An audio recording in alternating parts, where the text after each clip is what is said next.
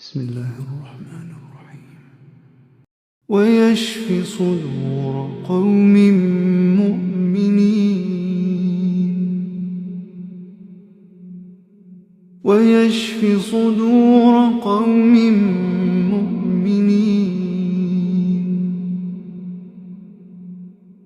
وشفاء لما في الصدور، وشفاء لما في الصدور.